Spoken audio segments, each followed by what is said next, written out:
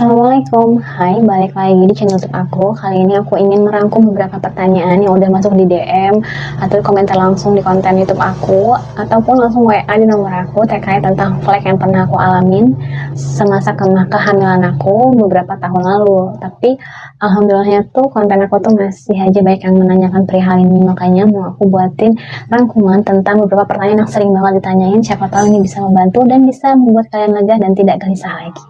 Pertanyaan pertama, ini yang paling banyak banget ditanyain.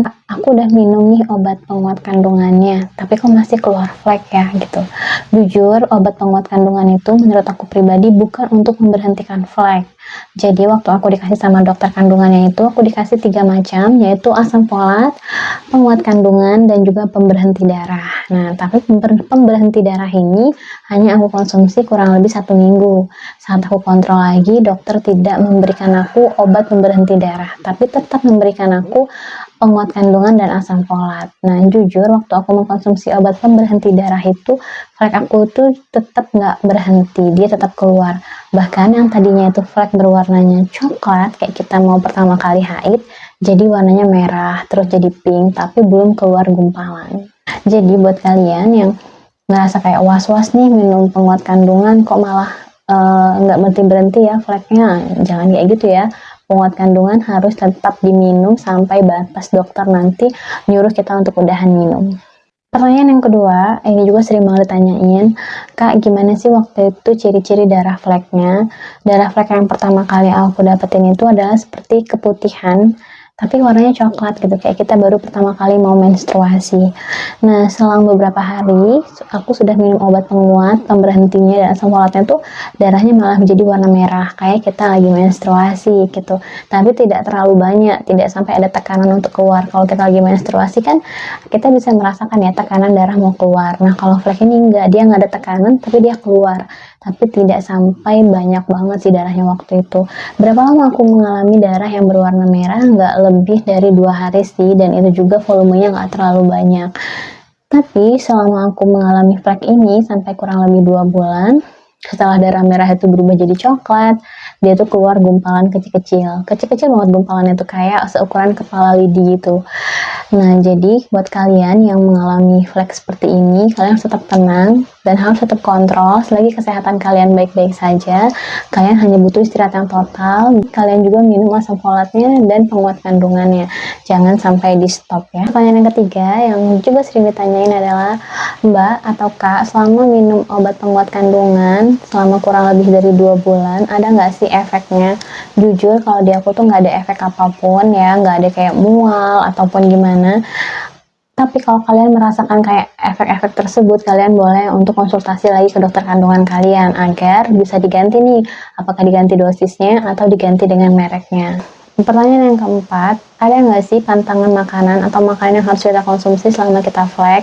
Jujur aku nggak ada pantangan apapun, selagi makanan itu aku pengen ya aku makan, asalkan memang kita membatasi ya, atau sama sekali tidak makan, bukan perihal kayak gimana-gimana, cuma karena lagi hamil nih kan nggak boleh tuh kalau makan yang setengah mateng atau yang mentah. Aku menjauhi itu aja sih, dan aku juga menjauhi makanan yang berpengawet, bersoda, atau yang apa ya, rasa asinnya terlalu tinggi juga itu aku hindari. Selanjutnya ada juga yang bertanya seperti ini, Kak, apa sih bedanya darah flek sama darah yang memang darah implantasi? Jujur kalau aku tuh nggak bisa bedain. Jadi kalau kalian memang merasa lagi hamil terus ngeflek, kalian memang harus banget untuk langsung ke dokter kandungan agar diperiksa, agar ketahuan flek itu dari apa, apakah dari plasenta yang belum menempel sempurna, atau dari kehamilan ektopik yang di luar kandungan gitu, atau kehamilan yang tidak berkembang. Jadi kalian jangan takut untuk ke dokter ya. Dan ada juga yang bertanya seperti ini, Kak, apa selama flek itu selalu minum penguat kandungan? Iya, aku selama flek hampir 2 bulan itu selalu minum penguat kandungan karena dokter belum menginstruksikan untuk berhenti. Nah, setelah flek aku berhenti, baru dokter bilang sekarang yang diminum asam folatnya aja ya, penguat kandungannya nggak perlu lagi diminum.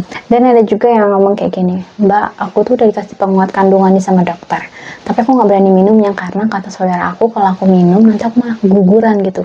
Nah, jangan sampai kalian punya pikiran kayak gitu ya, itu salah banget gitu. Gini, kalau kalian habis minum penguat kandungan terus kalian keguguran, itu bukan salah penguat kandungannya, itu kemungkinan memang kehamilan kita bermasalah, entah karena kehamilan ektopik atau karena kehamilan kehamilan tidak berkembang gitu. Jadi kalian itu apapun yang dikasih sama dokternya itu kan nggak mungkin racun tuh, kalian tetap harus minum gitu. Karena aku sendiri minum penguat kandungan tuh kurang lebih sampai 2 bulan sampai benar-benar fleknya itu hilang. Nah jadi buat kalian jangan sekali-sekali terpengaruh dengan kalimat yang seperti itu ya. Apakah seseorang yang mengalami flek harus selalu konsul setiap bulan? Saran aku sih ya, karena kita ingin tahu perkembangan bayi kita gitu kan. Kak, gimana kondisi anaknya dengan riwayat kehamilan flek? Jadi alhamdulillah anakku tuh tumbuh kembangnya baik dan bagus sesuai dengan umur gitu. Bahkan dia di usia 17 bulan itu udah bisa bicara 3 kalimat merangkai kata gitu. Jalan juga di usia 11 bulan. Alhamdulillah sih untuk kawan-kawan aku yang pernah ada riwayat flek ya anaknya sehat-sehat aja gitu. Nggak ada masalah. Buat kalian yang lagi mengalami kehamilan flek, kita sebagai calon orang tua hanya berusaha ya. Jadi Allah ngasih kita rezeki sebagai calon orang tua, ya udah kita berusaha untuk bertanggung jawab dulu. Urusan nanti gimana selanjutnya, apakah kita beneran jadi orang tua atau masih disuruh sabar dengan ketentuan yang udah Allah kasih, ya kembali lagi semua sudah Allah yang menakdirkan dan takdir Allah itu pasti yang baik. Jadi buat kalian tetap semangat dan semoga yang kehamilan fleknya kemarin itu sampai dikuret, bisa mendapatkan kehamilan yang sehat ya. Sampai jumpa di video aku selanjutnya. Bye.